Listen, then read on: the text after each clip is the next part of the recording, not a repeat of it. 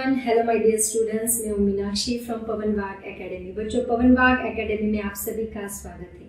बच्चों, हम लोग देख रहे हैं क्लास 12 का पार्ट 2 का चैप्टर जो हमने अभी जस्ट स्टार्ट किया है। कल ही उसका एक लेक्चर अपलोड हुआ है। आज हम लोग उसका सेकेंड पार्ट देखने वाले हैं। सेकेंड पार्ट में मैं आपको क्या पढ़ाने वाली हूँ, उसी टॉपिक को कंटिन्यू करते हुए हमारा क्या चल रहा था, गॉस लॉ चल रहा था, और उसी को कंटिन्यू करते हुए हम लोग आज उसके बचे हुए 2 एप्लीकेशन स्टडी करने वाले हैं। तो बच्चों, स्टार्ट करते हैं आज का लेक्चर विदाउट वेस्टिंग टाइम। हो सके तो वीडियो हेडफोन लगा के देखो, ये बेटर रहेगा। टॉपिक थोड़ा सा कॉम्प्लिकेटेड है, डेरिवेशंस बहुत ज़्यादा है इस चैप्टर में, और तो और बहुत ही इमेजिनरी कंसेप्ट्स हैं। मतलब चार्ज को इमेजिन करना है, चार्ज का डेरिवेशन, चार्ज यहाँ से गया वहाँ से गया, ये सभी चीज़ें हमें यहाँ पे स्टडी करनी है। तो बेटर रहेगा बहुत ज़्यादा कंसंट्रेट करके सुनो, कंसंट्रेशन के साथ वीडियो देखो। जहाँ पे मैं बोलूँ पॉज करके खुद सॉल्व करना है, खुद सॉल्व करने की कोशिश करो, और कुछ भी अगर ना समझ में आए तो वैसे मुझे कमेंट सेक्शन में कमेंट ज़रूर करो, ठीक है। तो बच्चों, स्टार्ट करते हैं आज का लेक्चर, इलेक्ट्रोस्टैटिक का पार्ट 2। जैसे कि मैंने आपको लास्ट लेक्चर में बताया था, इलेक्ट्रोस्टैटिक मतलब क्या होता है। 2 टाइप की इलेक्ट्रिसिटी होती है। एक होती है स्टैटिक इलेक्ट्रिसिटी, दूसरी होती है करंट इलेक्ट्रिसिटी। तो करंट इलेक्ट्रिसिटी में चार्ज मूवेबल है, स्टैटिक इलेक्ट्रिसिटी में चार्ज थमा है, मतलब रेस्ट पोजीशन पे है, मीन पोजीशन पे है। रेस्ट मतलब वो मूव नहीं कर रहा है, फिर भी उसमें इलेक्ट्रिसिटी जनरेट होती है। तो आप लोग बोलोगे मैम ऐसा पॉसिबल है? यस। हम लोग देखते थंडरस्टॉर्म है ना, थंडरस्टॉर्म वहाँ पे चार्जेस तो प्रोड्यूस हो रहे हैं, वो स्टैटिक चार्जेस है। सिमिलरली कल मैंने आपको एक एग्जांपल दिया था, बचपन में हम लोग खेलते थे, स्केल को हम लोग बालों पे रब करते थे एंड देन छोटे छोटे पेपर पार्टिकल्स के पास लेके गए तो वो उसको अट्रैक्ट करने का काम करता था। ऐसी छोटी छोटी चीज़ें जो है उसमें स्टैटिक इलेक्ट्रिसिटी डेवलप होती है, जहाँ पे फ्रिक्शन होता है। तो ऐसा क्यों होता है बच्चों, ये मैंने लास्ट लेक्चर में एक्सप्लेन किया है ऑलरेडी। क्योंकि चार्ज एक सब्सटेंस से दूसरे सब्सटेंस में इलेक्ट्रॉन ट्रांसफर होने की वजह से एक सब्सटेंस जहाँ इलेक्ट्रॉन ले लिए वहाँ पे इलेक्ट्रॉन बढ़ गए, मतलब निगेटिव चार्ज बढ़ गया, दूसरे सब्सटेंस में पॉजिटिव चार्ज बढ़ गया। डायग्रामेटिकली मैंने लास्ट लेक्चर में इसको एक्सप्लेन किया है। तो बच्चों को जरूर देखें, उसको जरूर अंडरस्टैंड करने की कोशिश करें। आज हम लोग उसी पार्ट को कंटिन्यू करते हुए, मैंने कुछ गॉस लॉ वगैरह सभी टॉपिक्स मैंने बताए थे, उसी को थोड़ा सा मैं रिवाइज कर दूँ बच्चों। लेकिन उसके पहले मैं आपको ज़रूर बताऊंगी कि पवन वाग एकेडमी का ऐप है, उसको ज़रूर डाउनलोड करें।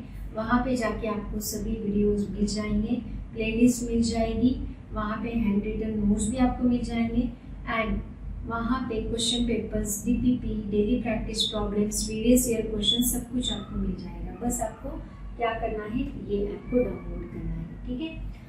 तो बच्चों, स्टार्ट करते हैं, लेकिन उसके पहले मैं कल का टॉपिक थोड़ा सा रिवाइज करती हूँ, क्योंकि वो हमें यहाँ पे यूज़ करना है आज के लेक्चर में, इसलिए मैं थोड़ा सा उसको रिवाइज करना चाहूँगी।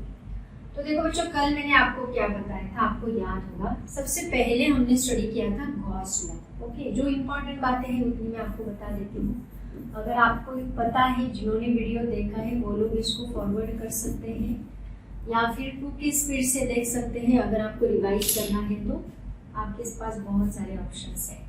तो गॉस लॉ क्या है बच्चों, हमने देखा था कि इलेक्ट्रिक फ्लक्स जो है, फ्लक्स मैंने आपको बताया था, number of lines passing through the particular area, उसी को हमने फ्लक्स कहा था। फ्लक्स किसके ऊपर डिपेंड करता है, फ्लक्स डिपेंड करता है ई के ऊपर एंड ds बार के ऊपर। तो ये दोनों का डॉट प्रोडक्ट होता है, ये मैंने आपको बताया था, ई बार डॉट ds बार। इसी को हम लोग कैसे एक्सप्लेन करते हैं, ई ds cos थीटा। ओके, ऐसे हम लोग इसको एक्सप्लेन करते हैं। और गॉस सर ने एक बहुत ही अच्छा फॉर्मूला दिया था, जिसका यूज करके आप लोग किसी भी शेप की बॉडी होगी, एनक्लोज्ड शेप की बॉडी होगी, तो उसका फ्लक्स आप लोग आसानी से निकाल सकते हैं। वो फॉर्मूला क्या था, कौन बताएगा मुझे? फॉर्मूला था phi is equal to Q divide by epsilon nought. इसका मतलब क्या, इलेक्ट्रिक फ्लक्स डिपेंड करता है उस चार्ज के ऊपर जो चार्ज किसी सरफेस के अंदर एनक्लोज्ड है, राइट।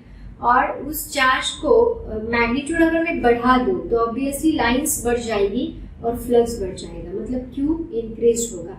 और तो और वो किसके ऊपर डिपेंड करता है, जो एनक्लोज सरफेस है उसकी परमिटिविटी के ऊपर डिपेंड करता है, एप्सिलॉन नॉट के ऊपर डिपेंड करता है।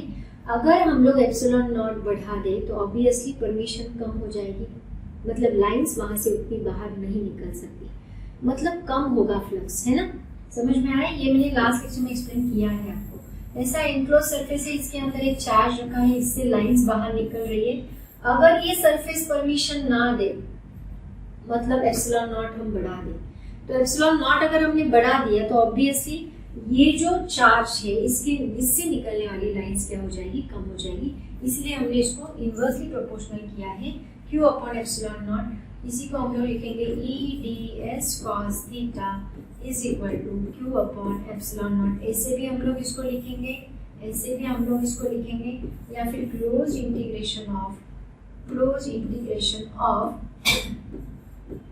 E bar dot ds bar is equal to Q divide by epsilon nought. ऐसे भी हम लोग इसको लिख सकते हैं। समझ में आया बच्चों? जल्दी से इसका स्क्रीनशॉट ले लो। और भी बहुत सारी बातें हमने की थी लास्ट लेक्चर में, और भी बहुत कुछ हमने स्टडी किया था, बताती हूँ धीरे धीरे। एक मिनट देखो, उसके बाद हमने क्या स्टडी किया था, एक सेकेंड सर। उसके बाद हमने क्या स्टडी किया था, हमने एक एप्लीकेशन देखा था गॉस लॉ का। हमने लिया था एक होलो स्फीयर, याद है? मैंने कल के लेक्चर में उसको डिटेल में एक्सप्लेन किया है। एक होलो स्फीयर लिया था एंड उस होलो स्फीयर का इलेक्ट्रिक फील्ड इंटेंसिटी निकालने के लिए मैंने गॉस लॉ का यूज करके उसको निकाला था। तो वो E का फॉर्मूला होलो स्फीयर के लिए E का फॉर्मूला क्या है ये हमने देखा था। होलो का स्पेलिंग, एक सेकेंड, होलो का स्पेलिंग है HOLOW, है ना। होलो स्फीयर के लिए मैंने इलेक्ट्रिक फील्ड का फॉर्मूला डिफाइन किया था, that is equal to sigma r square divide by epsilon not r square, ये फॉर्मूला है, ठीक है। तो इसी का यूज करके हमने उसकी कुछ स्पेशल केसेस भी स्टडी की थी। मैंने आपको बताया था अगर ये सरफेस के ऊपर है, P is on the surface, तो sigma r is equal to क्या रहेगा, यहाँ पे कैपिटल R रहेगा। तो E इज इक्वल टू क्या बनेगा, sigma r square divide by epsilon not r square gate cancel, तो E इज इक्वल टू बनेगा sigma divide by epsilon not. Okay, ये केस 1 हमने स्टडी किया था। केस 1 यहाँ पे होना चाहिए। केस 2 हमने क्या स्टडी किया था, केस 2 हमने देखा था कि P अगर इनसाइड द सरफेस है, तो इसका मतलब यहाँ E क्या रहेगा बच्चों, 0 रहेगा। ये चीजें हमने वहां पे study, because inside the surface there is no charge नहीं है, Q 0 है। अगर Q 0 है इसका मतलब यहाँ सिग्मा भी क्या रहेगा, 0 रहेगा। अगर ये दोनों चीजें 0 है इसका मतलब यहाँ पे E भी 0 रहेगा। ये सभी पॉइंट्स मैंने बहुत डिटेल में डेरिवेशन के साथ एक्सप्लेन किए हैं बच्चों, तो प्रीवियस वीडियो में वो जरूर देखें। ओके, तो आज हम लोग इसके आगे का सेकेंड एप्लीकेशन में आपको पढ़ाने वाली हूँ। उसके बाद थर्ड एप्लीकेशन हम लोग पढ़ेंगे। तीनों एप्लीकेशन पढ़ने के बाद में तुरंत नेक्स्ट टॉपिक स्टार्ट करने वाली हूँ, तो वीडियो एंड तक जरूर देखें, ठीक है।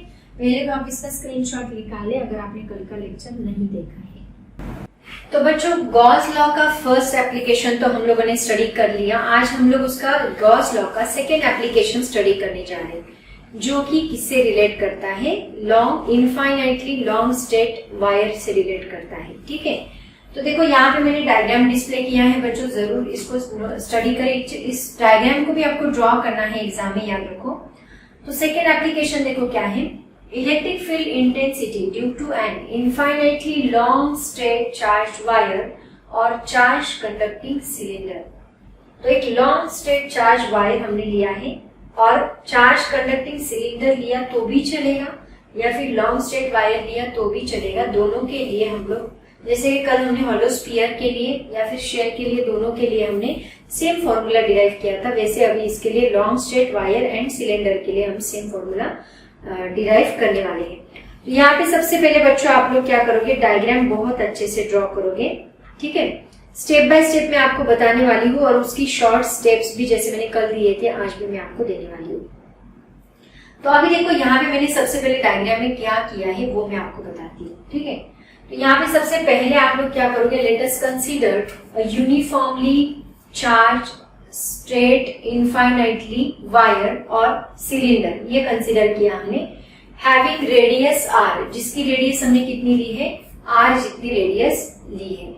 Suppose Q is the charge distributed over the surface of this charge uniformly charged cylinder. Okay, Q जितना चार्ज इसके ऊपर डिस्ट्रीब्यूट किया है।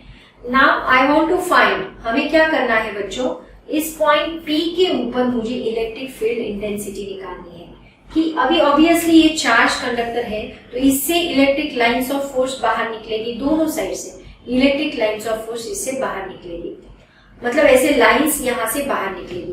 तो वो लाइंस की जो स्ट्रेंथ है वो कितनी है ये मुझे निकालनी है। विद द डिस्टेंस वो कैसे चेंज हो रही है, मान लो ये वायर है, इस वायर से लाइंस इस साइड भी बाहर निकल रही है, इस साइड भी बाहर, क्योंकि इस लॉन्ग स्टेट, अभी मैंने आपको बताया था ना, चार्ज क्या करता है, उसका इन्फ्लुएंस बना के रखता है, तो इसने ऐसे कुछ लाइंस यहाँ से बाहर निकाली, ठीक है। और मुझे यहाँ पे मैंने कोई पॉइंट लिया, मान लो P जितना पॉइंट मैंने लिया, और इस पॉइंट के ऊपर मुझे क्या करना है, इलेक्ट्रिक फील्ड इंटेंसिटी निकालना है। तो उसके लिए मैं क्या करूंगी, ये छोटा सा पॉइंट मैंने कंसीडर किया, एज यूजुअल उस पॉइंट को लगा के हम लोग एक गॉसियन सरफेस वहां पे ड्रॉ करेंगे, इमेजिन करेंगे, जैसे कि मैंने कल आपको बताया था। तो वो गॉसियन सरफेस इमेजिन करने के बाद उसके ऊपर एक छोटा सा एरिया में लूंगी ds, और ds के ऊपर मुझे काम करना है, और ds को मैं इंटीग्रेट करूंगी, ओके। और उसको इंटीग्रेट करने के बाद मुझे फाइनल इलेक्ट्रिक फील्ड इंटेंसिटी मिलेगी। लेकिन बच्चों उसके पहले मुझे यहाँ पे लैम्डा निकालना है। लैम्डा मतलब क्या होता है, इलेक्ट्रिक फील्ड इंटेंसिटी। लैम्डा मतलब होता है लीनियर चार्ज डेंसिटी। ऑब्वियसली मैंने आपको 3 चार्ज डेंसिटीज बताई थी कल के लेक्चर में। लैम्डा लीनियर चार्ज डेंसिटी बताई थी, देन उसके बाद सरफेस चार्ज डेंसिटी बताई थी, वॉल्यूम चार्ज डेंसिटी बताई थी। तो सरफेस चार्ज डेंसिटी के लिए हमने Q/A लिया था, इसके लिए Q/V लिया था, इसके लिए Q/L हम लोग लेंगे, वो हमें यहाँ पे कंसीडर करना है, ठीक है। तो देखो बच्चों, अभी इसको स्टेप बाय स्टेप हम लोग कैसे लिखेंगे मैं आपको बताती हूँ। सबसे पहले हमने क्या किया, एक चार्ज वायर ली है ना। तो पहला पॉइंट आएगा, consider a uniformly charged conducting wire or cylinder, okay, or cylinder having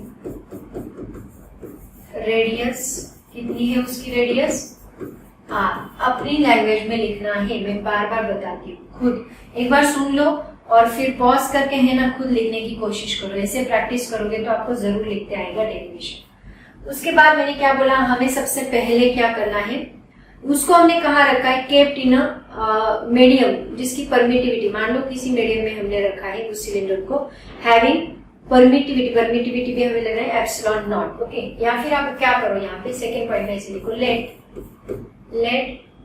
epsilon is equal to epsilon nought K. ये क्या है, this is the permittivity of the material, जिस मीडियम में हमने रखा है उसकी permittivity of the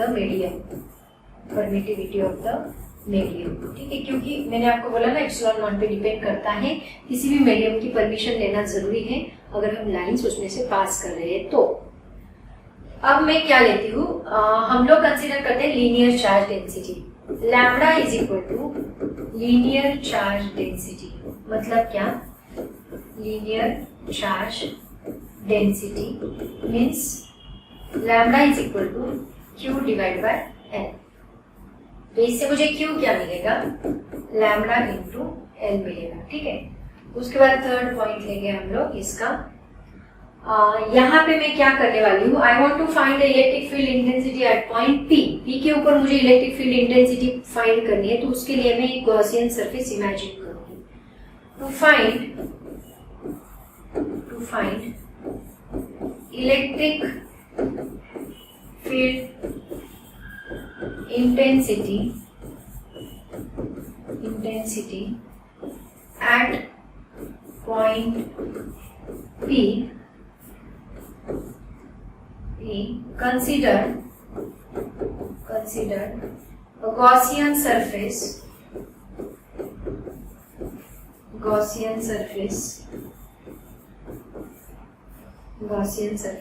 at a distance r के ऊपर वो Gaussian surface हमने इमेजिन किया at a distance r and having length L,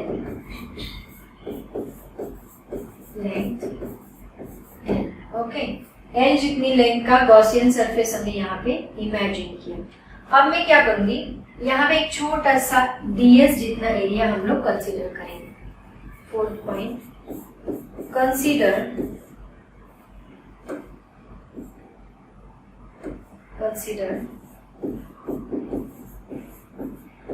ds bar be the small area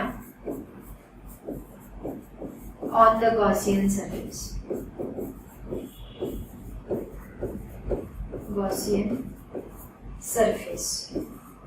Okay.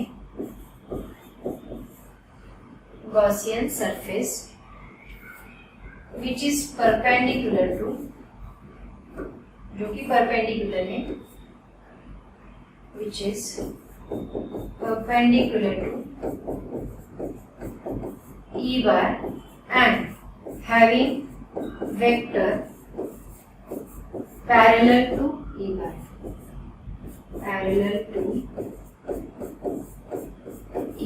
Okay. यहाँ तक लिखा बच्चों, अपनी लैंग्वेज में लिखना है जो मैंने यहाँ पे लिखा है एज इट इज। अब आगे हम लोग क्या करेंगे, आगे हम लोग, एक सेकेंड है, background I want to change this. अभी मैं क्या करने वाली हूँ, देखो क्या क्या मैंने अभी तक आपको जो एक्सप्लेन किया है, इसको अभी मुझे इसका फ्लक्स मुझे निकालना है। तो ये छोटे से एरिया के लिए हम लोग फ्लक्स निकालेंगे d5 जितना।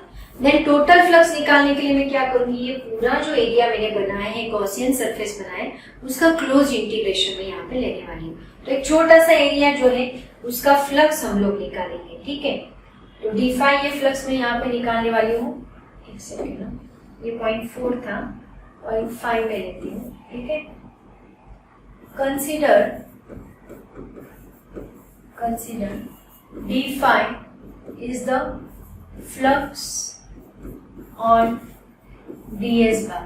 तो क्या बनेगा, d5 is equal to e bar dot ds bar. तो इसको हम अगर निकालेंगे तो ये मुझे मिलेगा e ds cos theta. But यहाँ थीटा क्या है, पैरेलल है area vector, theta is equal to 0 है, तो cos 0 की वैल्यू क्या मिलती है, 1। तो d5 is equal to e ds, ये मुझे फॉर्मूला मिला इसका d5 का, ठीक है। अब मुझे क्या करना है, टोटल फ्लक्स निकालना है। तो टोटल फ्लक्स निकालने के लिए मैं क्या करूंगी, इंटीग्रेशन लूंगी। टोटल फ्लक्स इज क्या है, phi is equal to closed integration of d5, that is equal to closed integration of e ds, okay। so phi is equal to e, यहाँ कांस्टेंट है तो उसको बाहर निकालो, closed integration of ds।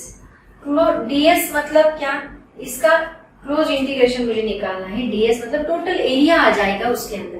तो बच्चों एरिया क्या होता है, that is equal to 2πrl। तो मैं यहाँ पे पुट करती हूँ 2πrl, ठीक है, इसकी जगह पे। तो phi इज इक्वल टू मुझे मिलेगा e into 2πrl, okay. But मुझे क्या करना है, phi is equal to e into 2πrl, phi को रिप्लेस करना है। I want to find e, तो मुझे phi को रिप्लेस करना होगा किसका यूज करके, by using Gauss theorem, okay. Actually Gauss theorem यहाँ स्टार्टिंग में लिखते तो भी चलेगा। बाय गॉस लॉ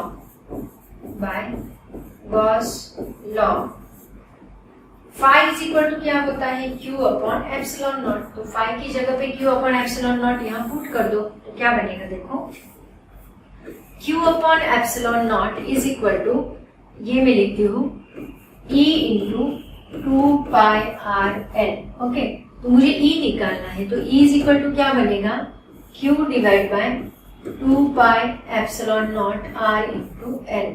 तो q मतलब क्या है, यहाँ पे स्टार्टिंग में ही हमने निकाला q is equal to lambda into l। तो मैं यहाँ पे Q की जगह पे लैम्डा इंटू एल पुट करूंगी, E मुझे मिलेगा lambda into L divide by 2 pi epsilon naught R into L. तो बच्चों L L get cancel here और E इज इक्वल टू मुझे मिलता है lambda divide by 2 pi epsilon naught R. तो ये मुझे क्या मिला यहाँ पे, this is nothing but the electric field intensity due to this charge longs infinitely to and long infinitely straight long straight charge wire या फिर सिलेंडर, उसकी वजह से जो इलेक्ट्रिक फील्ड इंटेंसिटी P के ऊपर किसी भी पॉइंट के ऊपर आपको निकालनी है R डिस्टेंस पे, वो फॉर्मूला डायरेक्टली आप ये फॉर्मूला यूज करके उसको निकाल सकते हैं। आया समझ में? तो वेरी इंपॉर्टेंट स्टूडेंट्स, ये फॉर्मूले जो है ये बहुत ज्यादा इंपॉर्टेंट है कॉम्पिटिटिव एग्जाम्स के लिए भी। नीट में इसके ऊपर क्वेश्चन है, जेई में इसके ऊपर क्वेश्चन है, सीईटी में है, बहुत सारे क्वेश्चंस इसके ऊपर पूछे जाते हैं। मैं लेती, लेकिन अभी टाइम बहुत कम बचा है, हमें सिलेबस पहले कवर करना होगा, लेकिन बाद में मैं इसके वीडियोस बना के, क्वेश्चंस के वीडियोस बना के जरूर अपलोड करूंगी, ठीक है। तो बच्चों इसका स्क्रीनशॉट ले लो, पहले इसका स्क्रीनशॉट ले, इसका लेने के बाद अब इसका स्क्रीनशॉट ले लो, ठीक है। अब हम लोग क्या करते हैं, इसी से रिलेटेड कुछ केसेस मुझे यहाँ पे स्टडी करनी है, लेकिन उसके पहले है ना, मैं इस फॉर्मूले को थोड़ा और अलग तरीके से डिराइव करना चाहती हूँ। वो फॉर्मूला कौन सा है, सरफेस चार्ज डेंसिटी का यूज करके। सरफेस चार्ज डेंसिटी का यूज करके पहले हम इसको डिराइव करेंगे, डिराइव करने के बाद वही फॉर्मूला हम लोग इसके अंदर पुट करेंगे और उसको थोड़ा अलग तरीके से मैं डिफाइन करूंगी। कैसे, देखो मैं यहाँ पे क्या करती हूँ, कंसीडर नेक्स्ट पॉइंट 8 नंबर यहाँ पे लिखा तो भी चलेगा। एक्चुअली फॉर्मूला पूछा जाए आपको, डेरिवेशन तो आप यहाँ तक सफिशिएंट है, इसको सेपरेट से करो, इसको 8 पॉइंट कंटिन्यू मत करो, इतना बड़ा डेरिवेशन लिखने की जरूरत नहीं है। डेरिवेशन पूछा तो यहाँ तक बस रिक्वायर्ड इतना ही है हमें। अभी मैं क्या करती हूँ, इसको स्टार्ट करती हूँ सेपरेट पॉइंट, नहीं तो सेपरेट स्लाइड पे ही ले लेती हूँ, बेटर रहेगा। देखो, consider sigma is the surface charge density, surface charge density, okay. तो सिग्मा का फॉर्मूला क्या बनेगा बच्चों, sigma is equal to Q divide by A, ये फॉर्मूला है। लेकिन Q क्या है यहाँ पे, Q इज इक्वल टू क्या है, that is lambda into L. तो ये मैंने पुट किया by using linear charge density, ये कितना है, lambda into L divide by A। तो यहाँ पे एरिया कितना है, 2 पाई आर है, तो मैं यहाँ पे पुट करती हूँ sigma is equal to lambda into L divide by 2 pi R into L, okay. किसके लिए चल रहा है, सिलेंडर के लिए, तो यहाँ पे 2 पाई आर एल हमें लेना है फर्स्ट सिलेंडर, सिलेंडर 1 के लिए, ठीक है। तो ये एल एल यहाँ पे कैंसिल होगा, तो सिग्मा इज इक्वल टू मुझे मिलेगा lambda divide by 2 pi R. तो इससे मुझे लैम्डा का फॉर्मूला क्या मिलता है बच्चों, सिग्मा इंटू, इस टर्म को इधर शिफ्ट करो, ये इस साइड जाने के बाद मल्टीप्लाई होगा, तो लैम्डा इज इक्वल टू मुझे मिलेगा सिग्मा इंटू 2 पाई आर। तो ये जो वैल्यू है इसको मैं पुट करती हूँ अभी किसके अंदर, ये जो फॉर्मूला हमने डिराइव किया है इसके अंदर में इसको पुट करती हूँ। तो मुझे क्या मिलता है, देखो या ये लैम्डा की value, E is equal to क्या है बच्चों यहाँ पे, lambda divide by 2 pi epsilon naught R, okay. तो यहाँ पे मैंने इस फॉर्मूले को पुट किया तो मुझे मिलेगा E is equal to 2 pi into capital R divide by 2 pi epsilon naught into small r। एक मिनट, सिग्मा रह गया तो यहाँ सिग्मा भी आना चाहिए इंटू सिग्मा, तो ये 2 पाई यहाँ पे कैंसिल होता है एंड E की वैल्यू मुझे मिलती है sigma into r divide by epsilon naught into r। तो ये मुझे मिलती है इलेक्ट्रिक फील्ड इंटेंसिटी, ओके। देखो क्या डिफरेंस है हॉलो स्फीयर में और इस फॉर्मूले में। हॉलो स्फीयर का फॉर्मूला क्या था, sigma into R square divide by epsilon naught into R square. तो ये फॉर्मूला बस इसमें आर स्क्वायर आ रहा है, यहाँ पे आर आ रहा है, अंडरस्टैंड। ये डिफरेंस है दो ग्रुप के अंदर।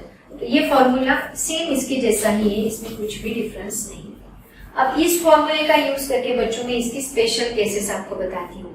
तो इसकी स्पेशल केसेस देखो क्या है, यहाँ पे सबसे पहले ये जो R है ये हम लोग चेंज करेंगे। एक्चुअली ये R जो है सिलेंडर का वो तो मैं चेंज नहीं करने वाली, मैं कौन सा R चेंज करूंगी, ये वाला R चेंज करूंगी।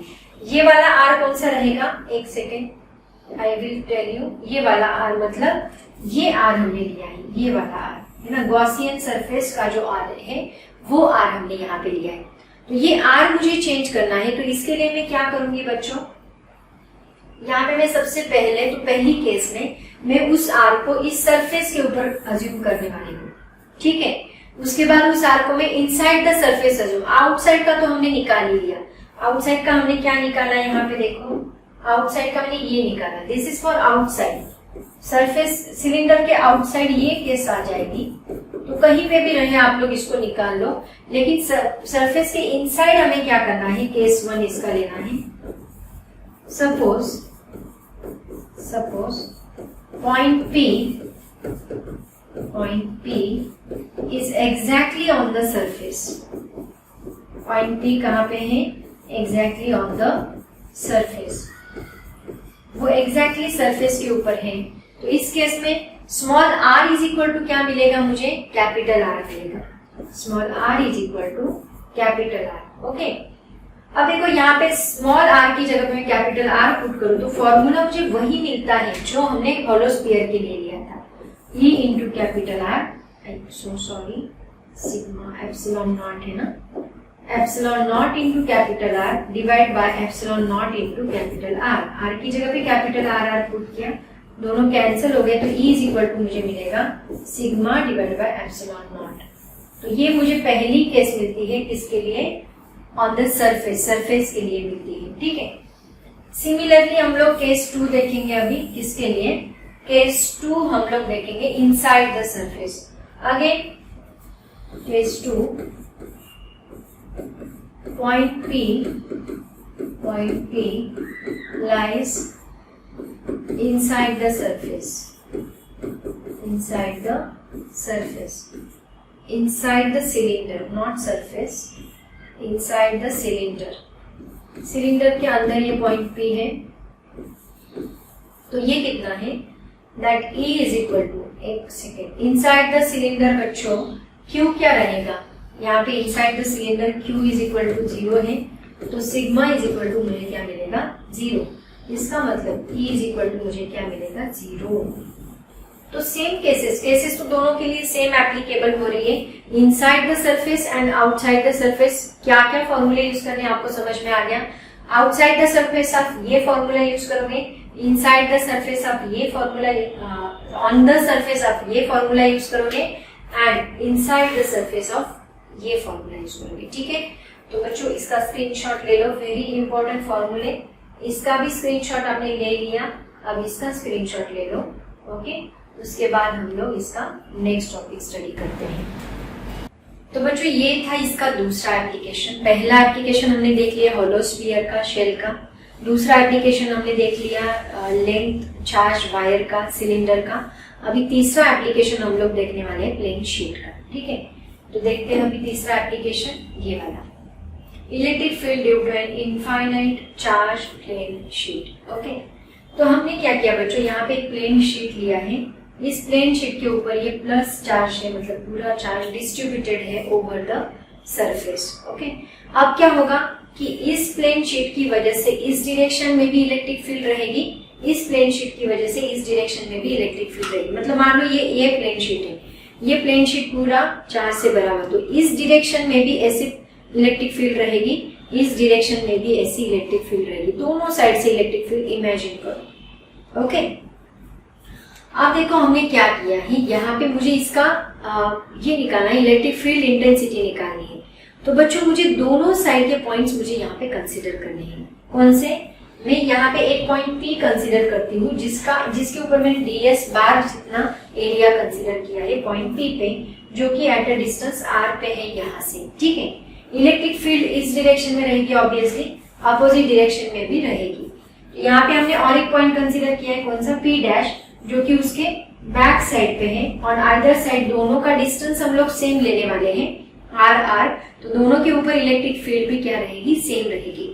बट टोटल फ्लक्स निकालते वक्त मुझे दोनों साइड को सम करना है, दोनों साइड को कंसीडर करके यहाँ पे मुझे उसका टोटल फ्लक्स निकालना है, ठीक है। तो देखो सबसे पहले हम लोग क्या करेंगे, अभी यहाँ पे ऑब्वियसली ये ds बार का रेडियस वेक्टर भी आउटवर्ड नॉर्मल, मतलब बाहर की साइड से रहेगा, मैंने आपको बोला ना एरिया वेक्टर हम लोग कंसीडर करेंगे, तो एरिया वेक्टर यहाँ आउटवर्ड है, ई यहाँ आउटवर्ड है, दोनों का एक ही डायरेक्शन में है, तो दोनों के बीच में एंगल कितना रहेगा, 0। मैंने छाता लेने के लिए बोला था, याद है, ये छाता, ये एरिया मैंने यहाँ पे कंसीडर किया, मान लो ऐसा एरिया हमने कंसीडर किया, तो छाते का ये डंडी, ये छाता है, मान लो ये छाता है, छाते का ये डंडी कहाँ आएगा, यहाँ पे, तो ये एरिया छाता का मतलब ऊपर का सरफेस इसका एरिया हो गया, इसको मैंने यहाँ पे अज्यूम किया, तो यहाँ पे ये एरिया वेक्टर कहाँ आता है, आउटवर्ड आता है, मतलब दोनों के बीच में एंगल कितना है, अगेन 0। ये सभी बातें अभी क्या करनी है, हमें एक पॉइंट वाइज लिख लेनी है, ठीक है। गॉसियन सरफेस इमेजिन किया, consider point P to find the electric field intensity, imagine a Gaussian surface surrounding to that, okay. उसके बाद Gaussian surface is symmetric at every point, symmetric रहेगा, that means magnitude is same, then flux angle भी लिख लो चाहे तो, consider a small surface area ds having a normal which is perpendicular to the E bar, okay, and area vector is parallel to the E bar, so angle is 0, cos 0 is 1, again same type से। यहाँ पे कौन सी density consider करेंगे बच्चों, यहाँ पे हम लोग सरफेस चार्ज डेंसिटी कंसीडर करेंगे, ओके। तो सबसे पहले मैं लिखती हूँ यहाँ पे फर्स्ट पॉइंट एज यूजुअल, जैसे हमने लास्ट शीट में लिया था, लास्ट डेरिवेशन में लिया था। पहला consider infinitely infinite charge plane sheet, okay, plane sheet, Q is the charge distributed charge on the sheet, directly ऐसे लिखा तो भी चलेगा, on the plane sheet, okay. Then surface charge density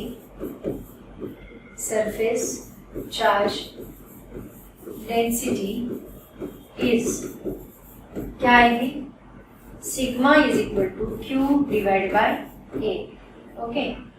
तो Q इज इक्वल टू यहाँ पे मुझे क्या मिलेगा, सिग्मा इंटू ए। अब मुझे क्या करना है, यहाँ P पॉइंट पे क्या करना है, इलेक्ट्रिक फील्ड इंटेंसिटी निकालनी, तो मैं कंसीडर करूंगी यहाँ पे to find electric field intensity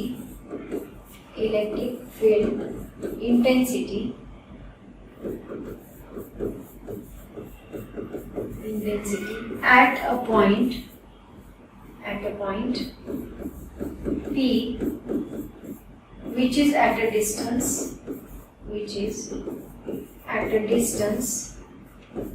R from the plane sheet, from the sheet लिखा तो भी चलेगा, okay. Imagine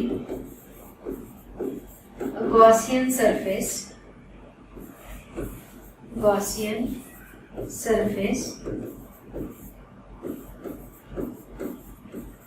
on the same distance,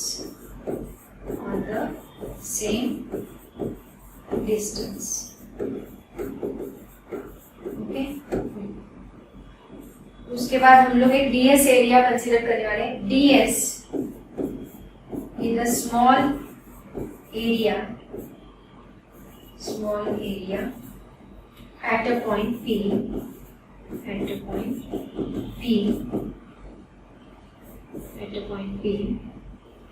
which is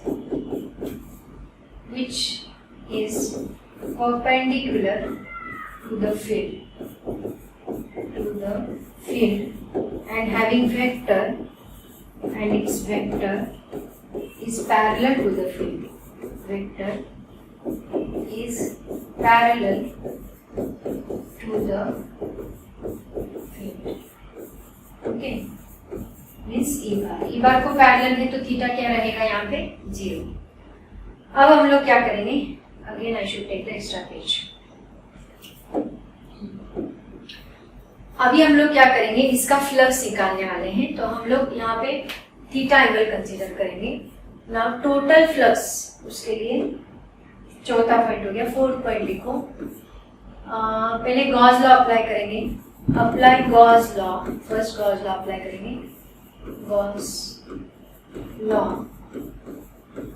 we get phi is equal to q upon epsilon naught. Okay, then fifth point, total flux due to plane sheet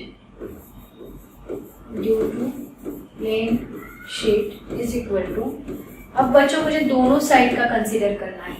phi is equal to, यहाँ पे इस point का भी consider करना है, इस point का भी कंसीडर करना है।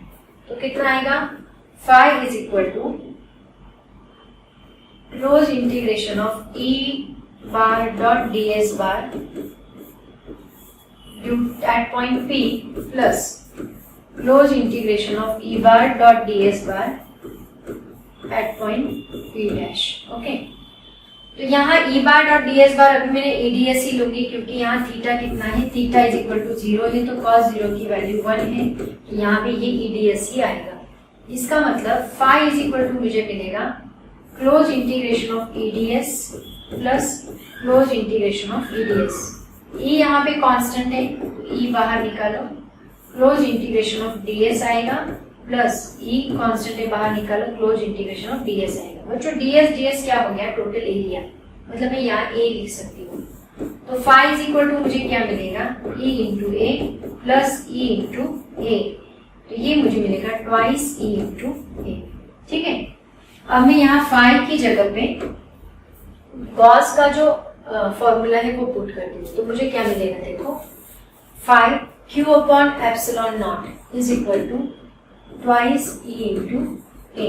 ओके, तो q कितना है बच्चों? यहाँ पे q का फॉर्मूला कितना है? सिग्मा इंटू A, वो मैं यहाँ पे पुट करती हूँ। तो sigma into A divide by epsilon naught is equal to twice E into A। तो ये A गेट कैंसल, तो E इज इक्वल टू मुझे क्या मिलता है? Sigma divide by 2 epsilon naught. तो बच्चों ये जो है, this is the electric field intensity, electric field intensity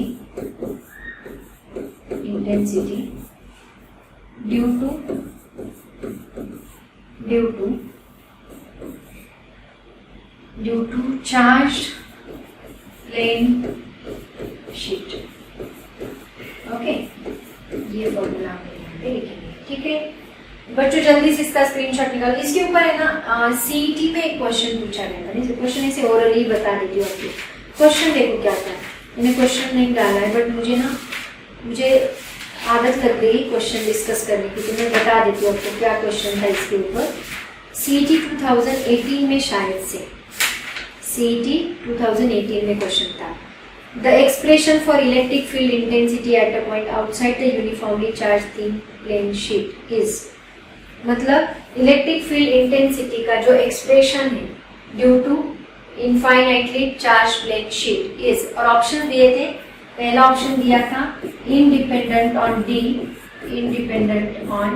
D मतलब डिस्टेंस। उसके बाद सेकेंड ऑप्शन था directly proportional to root D, फिर inversely proportional to root D 1/d, ऐसा ऑप्शन था। तो बच्चों ऑप्शन करेक्ट कौन सा रहेगा? इंडिपेंडेंट वाला ही रहेगा, क्योंकि प्लेन शीट के फॉर्मूले में डी कहीं पे नहीं आ रहा है। ऐसा क्वेश्चन था कि वो जो इलेक्ट्रिक फील्ड इंटेंसिटी का फॉर्मूला है प्लेन शीट की वजह से, वो इसके ऊपर डिपेंड करता है क्या? तो नहीं करता। डी कहीं पे भी नहीं है, वो बस सिग्मा पे डिपेंड कर रहा है। मतलब क्या? Q and area, Q divide by A, उसके ऊपर डिपेंड कर रहा है, एंड एप्सिलॉन नॉट के ऊपर डिपेंड कर रहा है। बाकी कौन सी भी चीज के ऊपर वो डिपेंड नहीं कर रहा है। तो यहाँ इंडिपेंडेंट ऑन डी ये करेक्ट ऑप्शन था। जल्दी से इसका स्क्रीनशॉट ले लो बच्चों। पहले तो इसका स्क्रीनशॉट ले लो। डायग्राम भी निकालनी है आपको एग्जाम में, अगर ये क्वेश्चन पूछा जाए तो पहले डायग्राम निकालोगे आप लोग, उसके बाद डायग्राम के बाद आप लोग ये डेरिवेशन लिखोगे। ठीक है, तो चलो स्टूडेंट्स, बच्चों अभी हम लोग 8.2 खत्म कर चुके हैं। 8.1 एंड 8.2 इस टॉपिक का खत्म हो गया है। अभी हम लोग देख रहे हैं 8.3, जिसमें हम लोग देखने वाले हैं electric potential and potential energy. बच्चों थोड़ा सा है ना इमेजिनरी पार्ट है, तो कॉन्सेंट्रेट करके बैठेंगे सब लोग। सबसे पहले हम लोग बात करेंगे इलेक्ट्रिक पोटेंशियल क्या होता है, पोटेंशियल एनर्जी क्या होती है। एक्चुअली कभी भी देखो पोटेंशियल की बात कब आती है, पोटेंशियल मतलब क्या होता है, पोटेंशियल एनर्जी मतलब क्या होता है कि किसी भी बॉडी की पोजीशन की वजह से जो एनर्जी कोई बॉडी कोई ऑब्जेक्ट एक्वायर करता है तो उसी को हम लोग बोलते हैं इलेक्ट्रिक पोटेंशियल। तो इलेक्ट्रिक पोटेंशियल का ही दूसरा नाम हम लोग वर्क डन भी बोलते हैं, आपको पता होगा। Work done is equal to change in potential energy होती है। तो वर्क डन को हम लोग रिप्लेस कर सकते हैं पोटेंशियल। कैसे देखो, वर्क डन का मतलब क्या होता है, work done is equal to, मैं बता देती हूँ आपको, work done is equal to force into displacement होता है ना। एंड इसी को अगर मान लो एक ऑब्जेक्ट है, मान लो यहाँ पे एक सरफेस है, इस सरफेस से मैंने एक ऑब्जेक्ट को उठाया, यहाँ तक लेके गई, कितनी हाइट तक लेके गई, h जितनी हाइट तक लेके गई, तो मैंने इसके ऊपर फोर्स लगाया अगेंस्ट द कंजर्वेटिव फोर्स। यहाँ कंजर्वेटिव फोर्स कौन है, मतलब मान लो ये ऑब्जेक्ट मैंने यहाँ पे रखा है, इस ऑब्जेक्ट को मैंने यहाँ से उठाया और ऊपर लेके आई, तो नीचे कौन सा फोर्स है, ग्रेविटेशनल फोर्स। ग्रेविटेशनल फोर्स के अपोज में मैंने काम किया, उसको उठा के मैं यहाँ तक लेके आई। मतलब मैंने क्या किया पता है क्या, मैंने जब इसको उठा के यहाँ तक लेके आई ना, तो इसके अंदर मैंने एक एनर्जी डाल दी। कौन सी एनर्जी डाल दी, पोटेंशियल एनर्जी डाल दी। तो इसकी पोजीशन की वजह से जो इसको एनर्जी मिली थी उसी को हम लोग बोलते हैं पोटेंशियल एनर्जी। तो यहाँ पे मैंने फोर्स लगाया अगेंस्ट द ग्रेविटेशनल फोर्स, को कौन सा रहेगा, मास इनटू ग्रेविटेशनल एक्सेलरेशन, जिसको हम बोलते हैं ग्रेविटेशनल फोर्स। तो यहाँ पे उसके अगेंस्ट मैंने काम किया m into g, and s displacement कितना कवर किया, h। तो ये कौन सा फॉर्मूला है, this is the formula potential energy. इसीलिए याद रखो कभी भी work done against the conservative force ही क्या होता है, चेंज इन पोटेंशियल एनर्जी होती है। ये बात आपको याद रखनी है, वेरी इंपॉर्टेंट स्टूडेंट, ये आप लोग याद रखो क्योंकि आगे जाके हमें बहुत जगह पे यूज करना है। Work done against the conservative force ही होती है पोटेंशियल एनर्जी। तो सबसे पहले हम लोग इलेक्ट्रोस्टैटिक पोटेंशियल एनर्जी होती क्या है उसको स्टडी करेंगे, उसके बाद उससे रिलेटेड बहुत सारे डेरिवेशंस हमें यहाँ पे स्टडी करना है, एंड देन आज का टॉपिक खत्म होगा, ठीक है। तो सब लोग सबसे पहले ये फॉर्मूला, ये डेफिनेशन स्टडी करेंगे। डेफिनेशन देखो क्या है इलेक्ट्रोस्टैटिक पोटेंशियल एनर्जी की, इज द वर्क डन, मैंने क्या बोला, ये क्या है, एक वर्क डन है अगेंस्ट द इलेक्ट्रोस्टैटिक फोर्स। यहाँ पे कंजर्वेटिव फोर्स का काम कौन कर रहा है, इलेक्ट्रोस्टैटिक फोर्स।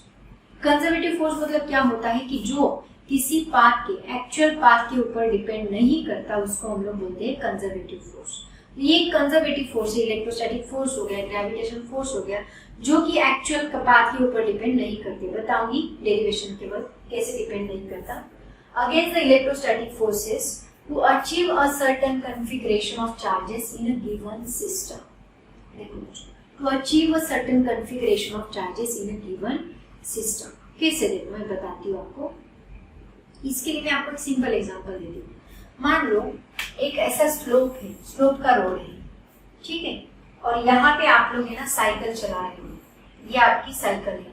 मुझे साइकिल निकालते नहीं आते बच्चों, ये साइकिल है, साइकिल जाने गाड़ी लेते हैं क्योंकि मुझे साइकिल निकालते नहीं है, मेरा ड्राइंग बहुत बनता है, हंसो मत। तो ये मैंने यहाँ पे एक गाड़ी ले ली, ठीक है। तो ये गाड़ी को जब मैंने आपको बताया कि इस गाड़ी को है ना इस स्लोप से नीचे लेके आओ, तो आप लोग है ना तुरंत इसको नीचे लेके आओगे बिना एक्सेलरेट किए। गाड़ी अपने आप नीचे आएगी, उसको कुछ फोर्स लगाने की जरूरत ही नहीं पड़ेगी, ठीक है। अभी मैंने क्या किया, आप यहाँ पे हो और मैंने आपको बोला कि अब आप लोग क्या करो, इस गाड़ी को ऊपर लेके जाओ। तो बच्चों यहाँ पे तो मुझे बहुत फोर्स लगाना पड़ेगा, है ना। मतलब मैंने बोला कि ये कॉन्फ़िगरेशन है, इसको अचीव करना है, ये आपका गोल है, इस कॉन्फ़िगरेशन तक आपको पहुंचना है, तो उसको उसके अगेंस्ट आपको वर्क डन करना है। तो यहाँ पे तो मुझे बहुत काम करना पड़ेगा, यहाँ पे मुझे बहुत फोर्स लगाना पड़ेगा क्योंकि मुझे अपोजिट डायरेक्शन में जाना है। तो ऐसा कोई चार्ज है, मान लो यहाँ पे मैंने एक सिस्टम दिया आपको, ऐसा XY सिस्टम दिया और मैंने एक पॉइंट दे दिया आपको A पॉइंट, और दूर कहीं हमने एक चार्ज रखा है, ठीक है। दूर कहीं मान लो यहाँ पे एक चार्ज मैंने रखा है Q1 एंड और एक चार्ज मैंने रखा है Q2। दो चार्जेस मैंने रखे, कहाँ, इनफाइनाइट डिस्टेंस पे रखे, और उस इनफाइनाइट डिस्टेंस पे मैंने आपको बोला कि इस चार्ज को है ना वहां से उठा के सर्टेन कॉन्फ़िगरेशन में लेके आओ, मतलब A पॉइंट पे लेके आओ। तो बच्चों जब Q1 आप लेके आओगे तो ये Q1 अपने आप चला आएगा, क्योंकि इसके ऊपर कोई भी फोर्स नहीं लग रहा, अगेंस्ट कोई फोर्स नहीं लग रहा, ये अपने आप चला आएगा। लेकिन जब ये Q1 यहाँ पे आ गया तो ये Q1 अभी क्या हो गया, राजा बन गया। इसने क्या किया, खुद का इलाका यहाँ पे बना के रखा। अब इसे क्या किया, उसका खुद का इलाका बना के रखा, मतलब उसने खुद का इलेक्ट्रिक फील्ड यहाँ पे बना के रखा। अब जब मुझे यहाँ Q2 को लाना है तो Q2 को लाने के लिए यहाँ पे अगेंस्ट मतलब अपोजिट फोर्स लगेगा, क्योंकि ये Q1 अभी इसको एंटर करने के लिए मना करेगा, वो उसको रिपेल करेगा।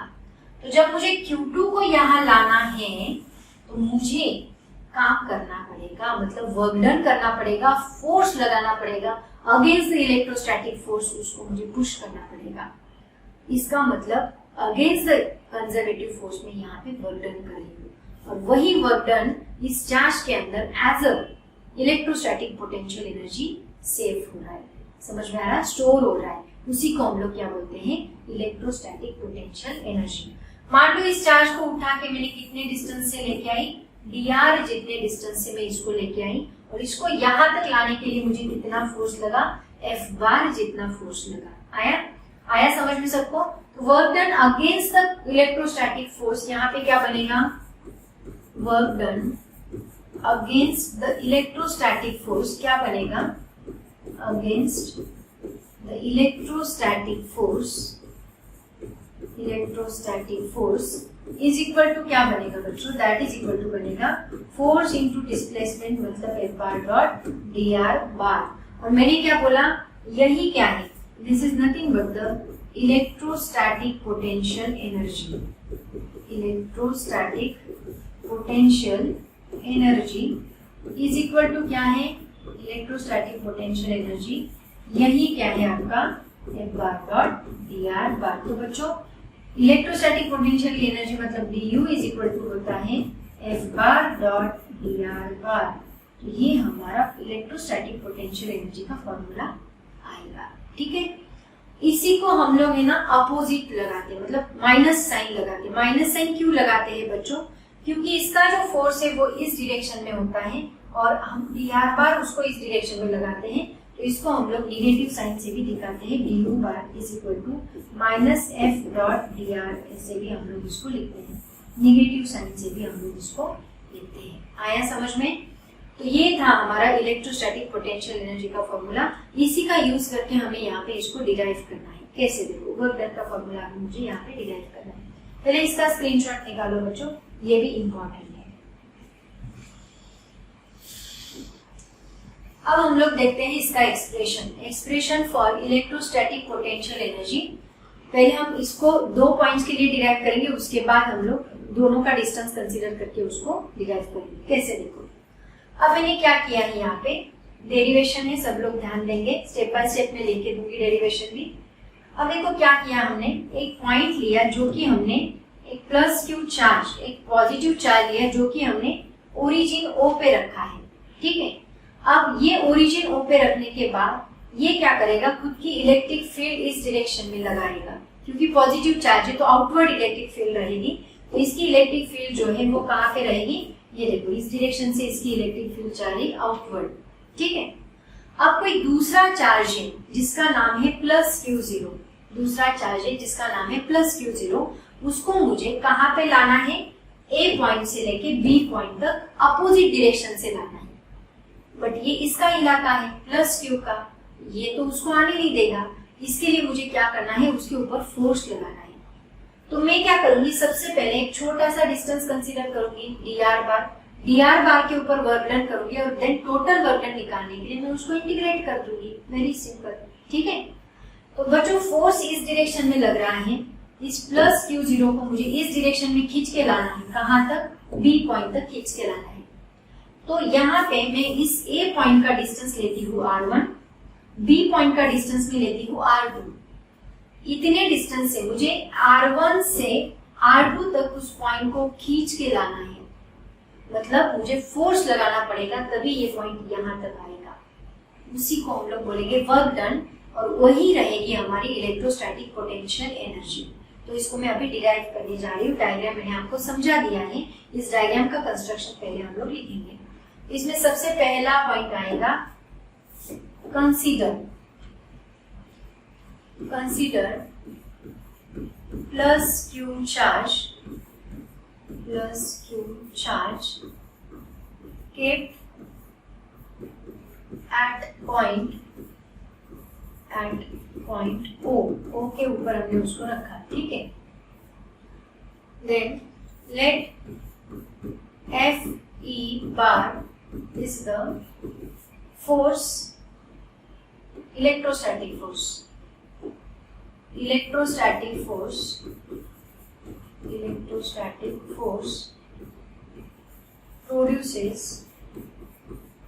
produces due to plus Q charge, okay. Outward force उसका प्रोड्यूस होगा। देन दूसरा चार्ज कंसीडर करना है plus Q0 charge placed at a point A, okay। Let second point, let R1 and R2 is the distances of A and B from charge plus Q, okay. Plus Q से ये distance है ना। उसके बाद हम लोग क्या करना है, प्लस Q चार्ज को हम लोग dr जितने डिस्टेंस से मूव करने वाले हैं, ठीक है। Third point,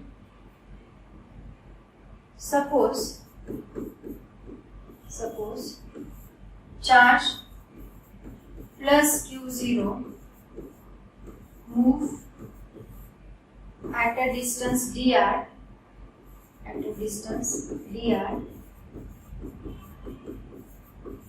dr from A to B against the electric field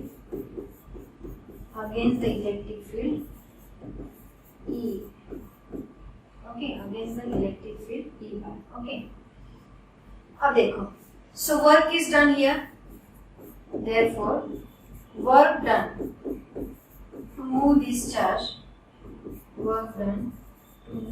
this charge is कितना वर्क डन होगा, W is equal to F bar dot dr bar, ये वर्क डन होगा, राइट ना। पहले dW लेंगे हम लोग, dW छोटा work done. So this work done is nothing but the electrostatic potential energy, work done against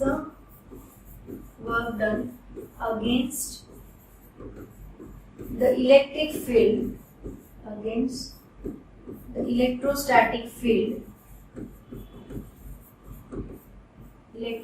field is equal to क्या होगा, is equal to change in potential energy,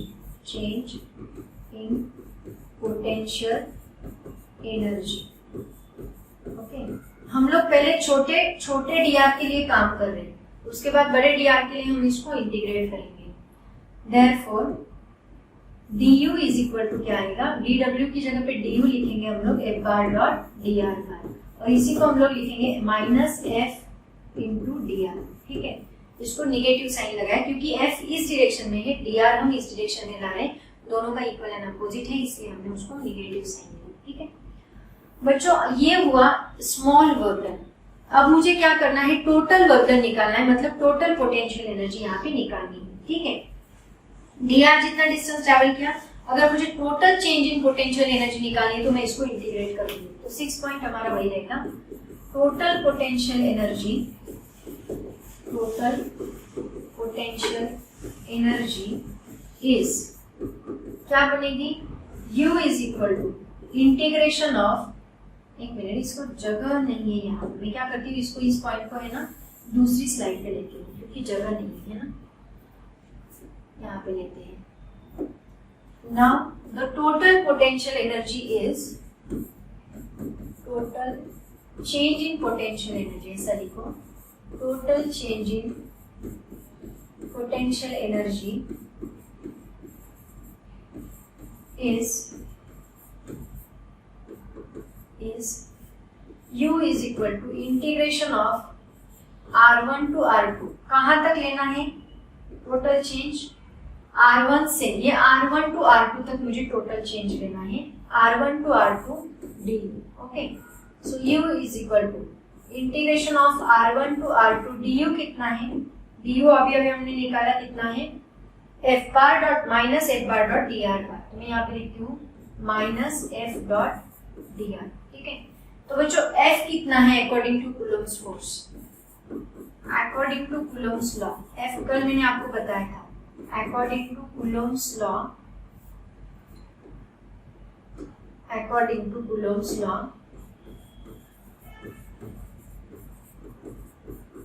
f कितना है यहाँ पे? f is equal to 1/4 pi epsilon naught q into q0 divide by r square, इतना होता है f। तो ये f मैं यहाँ पे पुट करती हूँ, तो u इज इक्वल टू मुझे मिलेगा minus integration R1 to R2 1/4 pi epsilon naught q into q0 divide by r square into dr। ठीक है, तो बच्चों इसमें से हम लोग जो कांस्टेंट टर्म से उनको बाहर निकालेंगे, तो क्या मिलेगा? देखो कांस्टेंट टर्म को मैंने बाहर निकाला, u इज इक्वल टू क्या मिलेगा? Minus q into q0 divide bye 4 pi epsilon not integration R1 to R2 1/r square into dr। 1/r square का इंटीग्रेशन क्या होता है बच्चों? इंटीग्रेशन जिनका मैथ्स नहीं है उनको प्रॉब्लम आ सकती है। 1/r स्क्वायर का इंटीग्रेशन होता है -1/r, तो मैं वो यहाँ पे पुट करती हूँ। तो u इज इक्वल टू क्या होगा? Minus q into q0 divide bye 4 pi epsilon not -1/r R1 to R2। ठीक है, तो ये माइनस साइन अगर मैंने बाहर निकाला तो माइनस माइनस बिकम्स प्लस होगा, प्लस और ये कितना बनेगा? q into q0 divide bye 4 pi epsilon not 1/r पे एक बार हम लोग R2 पुट करेंगे 1/r2 माइनस एक बार हम लोग R1 पुट करेंगे 1/r1। तो ये फॉर्मूला मुझे मिलेगा किसका? पोटेंशियल एनर्जी का। तो बच्चों इस चार्ज को जो हम लोग मूव कर रहे हैं, ये चार्ज जो है बस इस डिस्टेंस के ऊपर डिपेंड कर रहा है। ये मैं कौन से पाथ से उसको लेके जा रही हूँ उसके ऊपर डिपेंड नहीं कर रहा। मतलब क्या? अगर मैं इसको ऐसे लेके गई, मैं उसको ऐसे लेके गई, उससे कोई फर्क नहीं पड़ता है, वो एक्चुअल बस उस डिस्टेंस पे डिपेंड कर रहा है। R2 के R1 के ऊपर, R2 के ऊपर, इन दोनों के ऊपर वो डिपेंड कर रहा है। बाकी मैं कौन से पाथ से उसको लेके जा रही हूँ उसके ऊपर वो डिपेंड नहीं कर रहा। आया समझ में? तो यहाँ पे हम लोग लिख सकते हैं as a note, potential energy is depends on the actual distance only, it not depends on the actual path। ऐसे लिखो potential energy या फिर वर्क डन, potential energy और वर्क डन, क्योंकि ये वर्क डन ही है ना, work done is not depends on the actual path, actual path के ऊपर वो डिपेंड नहीं करता। It depends only on the distance, it depends only on the displacement या फिर distance. Understand everyone?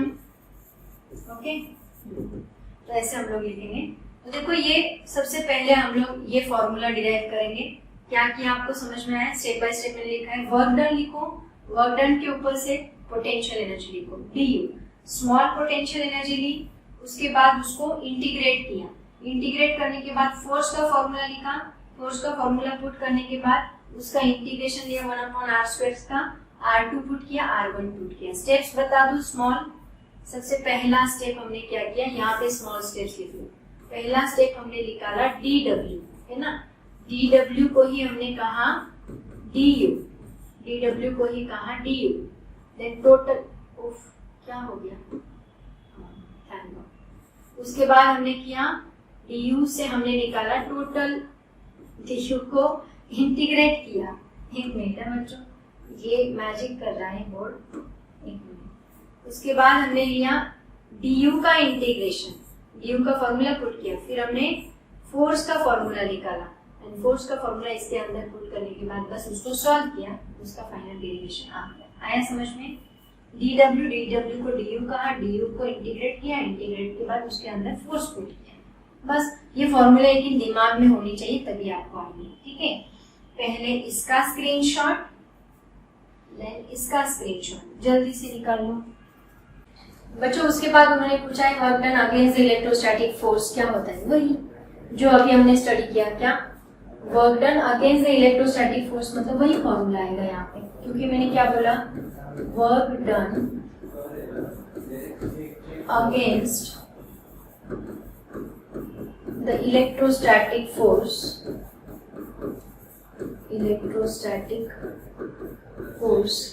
Is equal to क्या होता है, इज इक्वल टू होता है चेंज इन पोटेंशियल एनर्जी, मतलब वही फॉर्मूला जो अभी हमने डिराइव किया, change in potential energy. Okay okay, तो ये कितना है, work done is equal to क्या आएगा फिर, delta U, change in potential energy कितनी है, that is 1/4 pi epsilon naught Q into Q naught, in bracket, इसको है ना ऐसे लिखते हैं हम, Q into Q naught in bracket, ये बेटर रहेगा, 1/R2 माइनस 1/R1। तो इसी को हम लोग वर्क डन भी बोलते हैं, इसी को हम लोग चेंज इन पोटेंशियल एनर्जी भी बोलते हैं, ठीक है। तो इसका स्क्रीनशॉट ले लो, ये छोटे छोटे पॉइंट्स हैं। अब देखो हमने क्या किया, यहाँ पे पोटेंशियल एनर्जी मुझे निकालना है 2 पॉइंट चार्जेस के लिए which are separated at a distance r। तो देखो मैंने 2 पॉइंट चार्जेस लिए, suppose this is Q1 and this is Q2।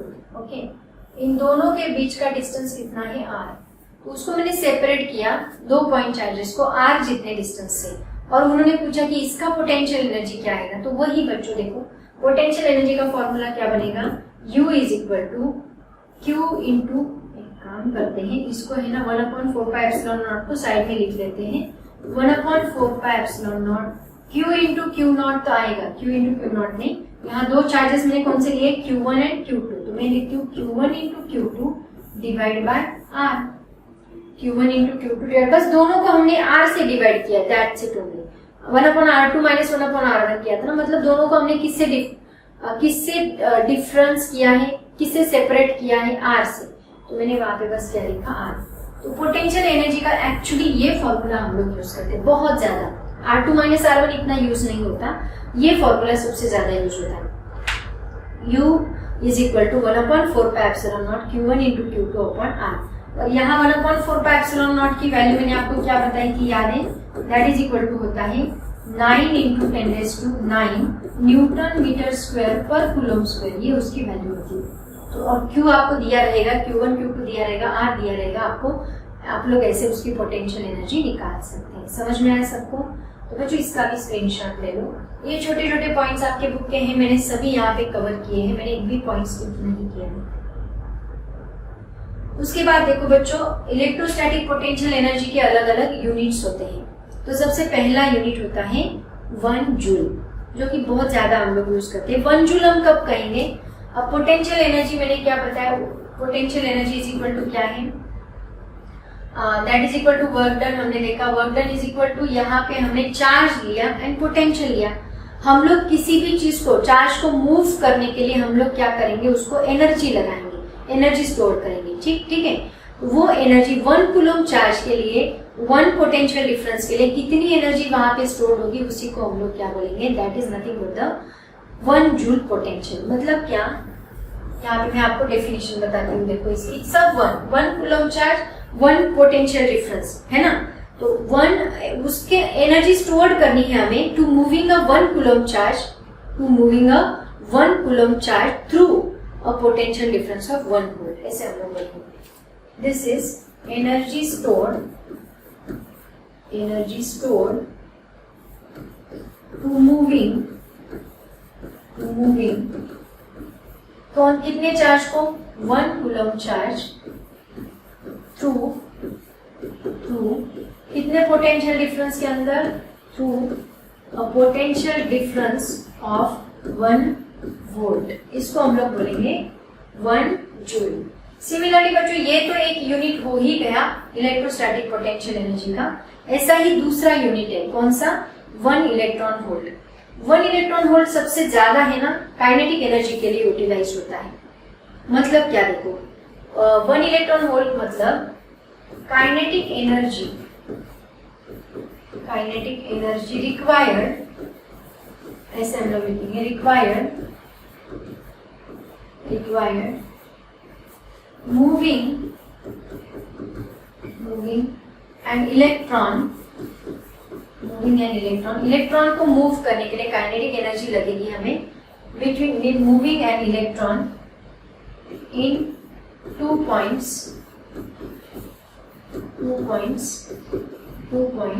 whose potential difference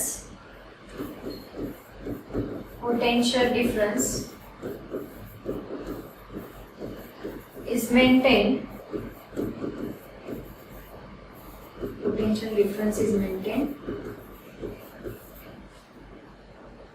1 volt. Okay, तो 1 वोल्ट पोटेंशियल डिफरेंस मेंटेन रखा है ऐसे पॉइंट से इलेक्ट्रॉन थ्रू, यहाँ पे थ्रू लिखा तो भी चलेगा, थ्रू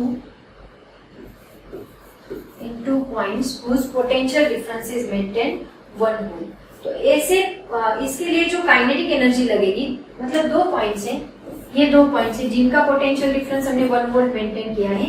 यहाँ से एक इलेक्ट्रॉन को हम लोग लेके जा रहे हैं, इन पॉइंट्स के अंदर से उसको लेके जाने के लिए कितनी काइनेटिक एनर्जी लगी, उसी को हम लोग क्या बोलेंगे 1 इलेक्ट्रॉन वोल्ट। वैसे डेफिनेशन आपको रेयरली पूछा जाएगा इसका, बस है ना, इसका मीनिंग आपको पता होना चाहिए। 1 इलेक्ट्रॉन वोल्ट की वैल्यू क्या होती है वो भी देख लेते हैं। देखो, तो इसकी अलग अलग वैल्यू है। जूल तो उसका ऐसा यूनिट है एनर्जी का, ये तो आपको पता ही है। 1 इलेक्ट्रॉन वोल्ट मतलब कितना होता है बच्चों? 1.6 × 10⁻19 जूल। वेरी इंपॉर्टेंट, ये वैल्यू आप लोग याद रखोगे, बहुत बार हमें इसको यूटिलाइज भी करना है। अदर रिलेटेड यूनिट्स क्या है? 1 मिली इलेक्ट्रॉन वोल्ट मतलब क्या आएगा? देखो, मिली इलेक्ट्रॉन की वैल्यू क्या होती है? मिली क्या होता है? 10⁻3। इलेक्ट्रॉन वोल्ट कितना है? 1.6 × 10⁻19, मिली की वैल्यू होती है 10⁻3 जूल। तो इन दोनों को ऐड करोगे तो कितना मिलेगा? 1.6 × 10⁻22 जूल। ये मुझे मिलता है 1 milli electron volt. Okay, similarly 1 kilo electron volt कितना मिलता है? 1 kilo electron volt is equal to मिलेगा 1.6 × 10⁻19 है ही, किलो को हम लोग लिखते हैं 10⁻3 के फॉर्म में। तो 10⁻3 अगर मैंने इसके अंदर ऐड किया तो मुझे मिलेगा 1.6 × 10⁻19 + 3 कितना बनेगा? -16 जूल बनेगा। तो ये हो गया 1 किलो इलेक्ट्रॉन वोल्ट। ये दोनों वैल्यू हम लोग यहाँ पे यूज कर सकते हैं, ठीक है। तो ऐसे अलग अलग यूनिट से बच्चों, इलेक्ट्रॉन वोल्ट, देन 1 जूल, ये सभी उसकी डेफिनेशंस, पोटेंशियल एनर्जी से रिलेटेड सभी फॉर्मूलेस, ये सभी आज हम लोगों ने स्टडी किया। तो सबसे पहले हम लोगों ने क्या स्टडी किया बच्चों, एक बार मैं बता देती हूँ। सबसे पहले हम लोगों ने तो वो 2 फॉर्मूले डिराइव किए ही। सबसे पहले हमने एप्लीकेशन देखा। देखो, एप्लीकेशन में हमने सबसे पहले हॉलो स्फीयर का इलेक्ट्रिक फील्ड इंटेंसिटी डिराइव किया, E for hollow sphere, last के चैप्टर में, है ना। हॉलो स्फीयर के लिए मैंने ई डिफाइन किया कितना? σr² डिवाइड बाय ε0r², ये फॉर्मूला डिराइव किया। फिर हमने समरी, चाहे तो इसको ले लो, समरी ले लिया हमने। उसके बाद हमने लिया ई फॉर, किसके लिए? चार्ज वायर के लिए, मैं डायरेक्टली वायर लिखती हूँ, कंडक्टिंग वायर के लिए σ × r डिवाइड बाय ε0r, ये भी एक फॉर्मूला हमने देखा। और दूसरा फॉर्मूला हमने क्या देखा? लैम्बडा डिवाइड बाय 2πε0 × r, ये दोनों याद रखने हैं। फिर हमने देखा ई फॉर प्लेन शीट, है ना, प्लेन शीट कितना है? σ डिवाइड बाय 2ε0। ये तीनों फॉर्मूले हमने देखे, वेरी इंपॉर्टेंट। उसके बाद हमने देखा पोटेंशियल एनर्जी का formula, potential energy, electrostatic potential energy. वो क्या है बच्चों? वो अभी हमने डिराइव किया। क्या होता है? U is equal to 1/4πε0 Q × Q0 × 1/r2 minus 1/r1 ये भी देखा। इसी को हम लोग अलग तरीके से लिख सकते हैं, u is equal to 1/4πε0 q1 q2/r। क्या डिफरेंस है? फोर्स का फॉर्मूला क्या होता है? इलेक्ट्रोस्टैटिक फोर्स का फॉर्मूला क्या होता है? 1/4πε0 q1 q2/r² होता है। इसका क्या? बस r। ये डिफरेंस है, यहाँ r² है, यहाँ r, इतना डिफरेंस है। फिर हमने उनके अलग अलग यूनिट देखे, जूल यानी इलेक्ट्रॉन वोल्ट, 1 जूल की वैल्यू कितनी, इलेक्ट्रॉन वोल्ट की वैल्यू कितनी, ये सब आज हम लोगों ने डेरिवेशंस देखे हैं। तो बच्चों जल्दी से इसका स्क्रीनशॉट ले लो, इसका भी स्क्रीनशॉट निकालो, ये भी इम्पोर्टेंट है। इसका भी स्क्रीनशॉट निकालो, ये भी इम्पोर्टेंट है। इसका तो आपने ऑलरेडी लिया है, ठीक है। तो बच्चों ये था हमारा आज का लेक्चर। कल हम लोग इलेक्ट्रोस्टैटिक पोटेंशियल देखेंगे और आज हम लोग यहाँ पे एंड करते हैं। आया समझ में? तो बच्चों जो मैं बता रही हूँ उसको बहुत अच्छे तरीके से आपको समझना है, अंडरस्टैंड करना है, हो सके तो बार बार वीडियो रिवाइज करके देखना है और हैंड रिटन नोट्स निकालने हैं, बार बार राइटिंग प्रैक्टिस करनी है, वेरी वेरी इंपॉर्टेंट। आया समझ में? तो बच्चों आज हम यहीं पे रुकते हैं, पढ़ाई करते रहो। All the very best, thank you so much and bye.